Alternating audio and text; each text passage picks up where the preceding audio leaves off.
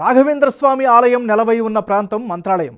ఇక్కడ వరుసగా 3 సార్లు ఎమ్మెల్యేగా గెలిచారు వై బాలనాగిరెడ్డి.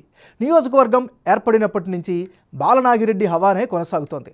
2009లో టీడీపీ తరపున, 2014లో, అదేవిధంగా 2019లో వైసీపీ తరపున ఆయన గెలిచారు.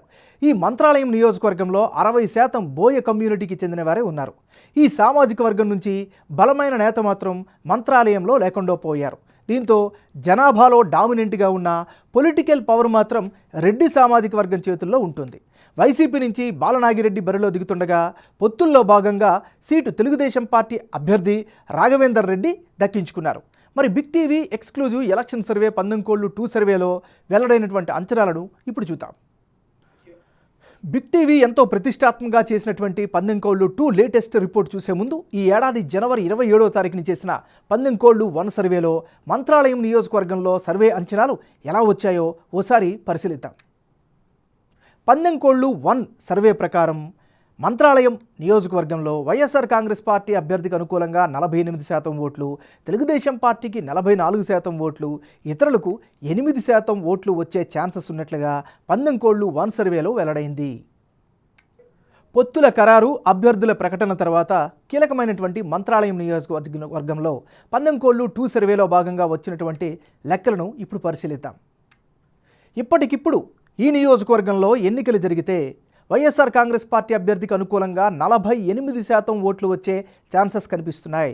తెలుగుదేశం పార్టీ అభ్యర్థికి 42% ఓట్లు దక్కుతాయని అంచనా వస్తోంది. ఇక ఇతరులకు 10% ఓట్లు వస్తాయని 12 సర్వేలో వెల్లడైంది.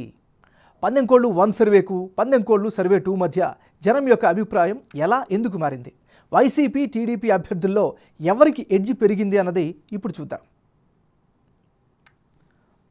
మంత్రాలయం నియోజకవర్గంలో 12 సర్వేలో భాగంగా వైసీపీ అభ్యర్థి బాలనాగిరెడ్డికి 48% ఓటు షేరు వచ్చే ఛాన్స్ ఉందని తెలుస్తోంది.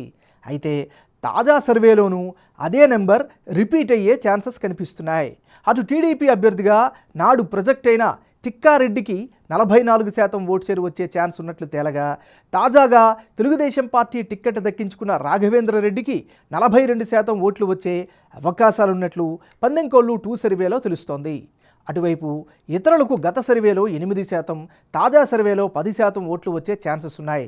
అంటే ఓవరాల్గా మంత్రాలయం నియోజకవర్గంలో వైసీపీకే గెలుపు అవకాశాలు ఉన్నాయి. అదే సమయంలో ఇతరుల ఓట్లు పోలింగ్ తేదీ నాటికి కీలకం కాబోతున్నాయి. 2 సర్వేల్లో మంత్రాలయం నియోజకవర్గంలో అభ్యర్థుల మధ్య మారిన ఓట్ల శాతం, అందుకు గల కారణాలను ఇప్పుడు పరిశీలిద్దాం. ముందుగా ఈ నియోజకవర్గంలో సిట్టింగ్ ఎమ్మెల్యే బాలనాగిరెడ్డికి పాజిటివ్ ఇమేజ్ స్పష్టంగా కనిపిస్తోంది. తెలుగుదేశం పార్టీలో కేడర్ మధ్య విభేదాలు వైఎస్ఆర్ కాంగ్రెస్ పార్టీకి ప్లస్ అయ్యే ఛాన్సెస్ ఉన్నాయి. జగన్ ప్రభుత్వ సంక్షేమ పథకాలపై గెలుపు ఆశలు పెట్టుకుంది ఆ పార్టీ, అదేవిధంగా ఆ పార్టీ అభ్యర్థి. బాలనాగిరెడ్డి గ్రౌండ్లో చాలా యాక్టివ్గా ప్రచారాన్ని కొనసాగిస్తున్నారు, ప్రజల్లో మమేకమవుతున్నారు. మంత్రాలయంలో పట్టు క్రమేపీ పెంచుకుంటోంది తెలుగుదేశం పార్టీ. ముఖ్యంగా 50% పైగా ఉన్న బోయ కమ్యూనిటీ ఓట్లపై టీడీపీ గంపెడు ఆశలు పెట్టుకుంది. బాలనాగిరెడ్డిపై ఉన్న సహజ వ్యతిరేకత తెలుగుదేశం పార్టీకి ప్లస్ అయ్యే ఛాన్సెస్ ఉన్నాయి. టీడీపీలో అభ్యర్థి మార్పు ఎఫెక్ట్ చూపించే ఛాన్స్ కూడా ఉంది. ఇక ఓవరాల్గా ఇప్పటికిప్పుడు ఎన్నికలు జరిగితే మంత్రాలయం నియోజకవర్గంలో వైఎస్ఆర్ కాంగ్రెస్ పార్టీకే ఎడ్జ్ ఉన్నట్లు బిగ్ టీవీ ఎలక్షన్ సర్వేలో వెల్లడైంది. ఓవరాల్గా ఇప్పటికిప్పుడు ఎన్నికలు జరిగితే మంత్రాలయం నియోజకవర్గంలో వైఎస్ఆర్ కాంగ్రెస్ పార్టీకే ఎడ్జ్ ఉన్నట్లు బిగ్ టీవీ ఎలక్షన్ సర్వేలో వెల్లడైంది.